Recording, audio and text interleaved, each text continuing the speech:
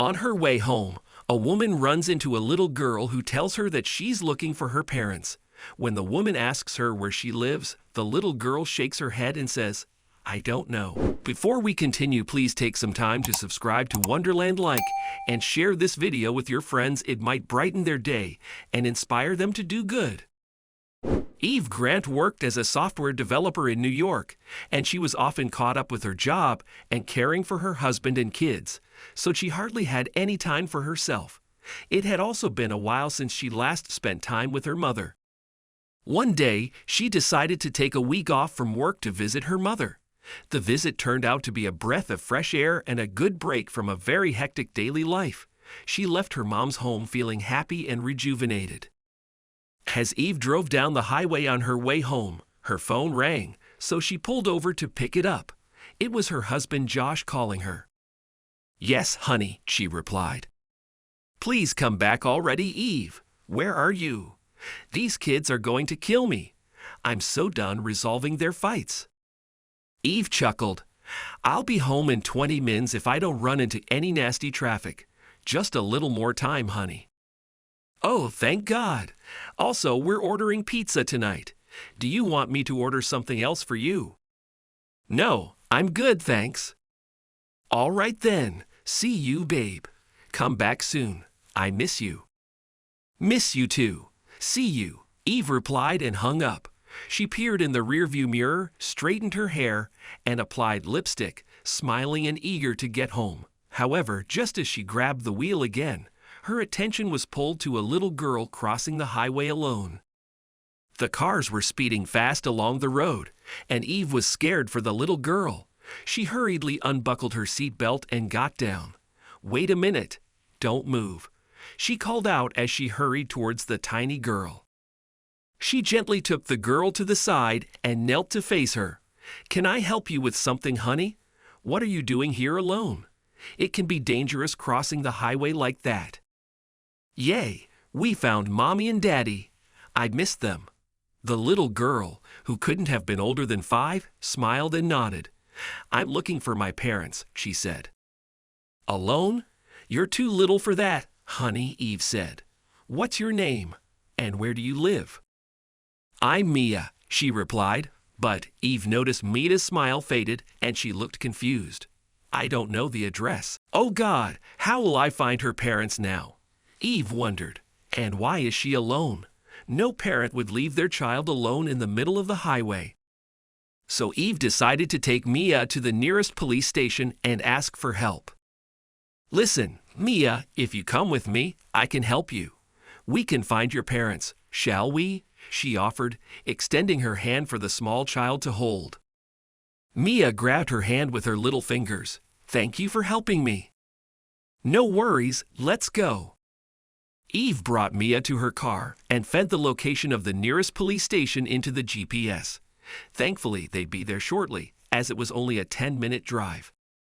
Having secured Mia into the seat safely, Eve started driving toward the city. But only a couple of minutes later, Mia screamed, "Yay, we found Mommy and Daddy. I missed them." Eve slammed on the brakes and stopped the car, but she didn't see anyone around. They had pulled over in front of a cemetery, and Eve was surprised when Mia jumped out and hurried inside. "Mia, wait for me!" Eve shouted as she got down the car and followed her until the little girl stopped by a grave. "This is Daddy and here is Mommy," she said. "Hello, Mommy and Daddy. How are you? I just wanted to tell you that Jason and I miss you, and I love you." Eve looked at the 2 adjacent gravestones that bore the names Richard and Cindy Bradford. "Are your parents' names Richard and Cindy, Mia?" she asked, and Mia nodded. Just then, Eve heard a voice say, "Mia, thank God you're here. I was so worried." Eve turned around and saw a teenage boy running up to Mia and hugging her. "I've warned you countless times not to leave the house alone, Mia. What if something bad happened to you? Don't do it ever again." "I'm sorry, but you are?" Eve asked. "I'm Mia's older brother, Jason."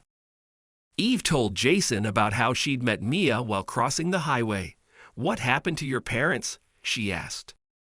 "A month ago, our parents died in a car crash. Mia and I live in a little cottage built by my father in the woods near the highway.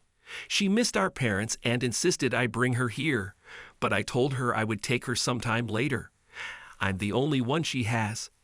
I guess she escaped when I was busy chopping wood. I'm sorry, Jason, but can I please spend some time with Mommy and Daddy?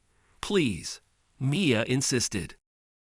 Okay, but only for some time, he replied, and little Mia chirped in delight. Meanwhile, Jason thanked Eve. I appreciate your bringing her here safely. She's never left home alone like this before. It's been difficult to look after her after Mom and Dad left us. Anyway, I'll be more careful from now on. So it's just you two kids living alone? Eve asked. Jason smiled a little. Well, yeah, I might not look like it, but I'm 19 and I'm Mia's legal guardian. Even though Eve was late for home, something in her heart couldn't let her leave the cemetery and the two children alone. She decided to spend time with them there and safely drop them off at home. She texted Josh that she'd be a little late. After dropping the kids off that evening, Eve rushed home to hug her kids tightly. I missed you guys so much.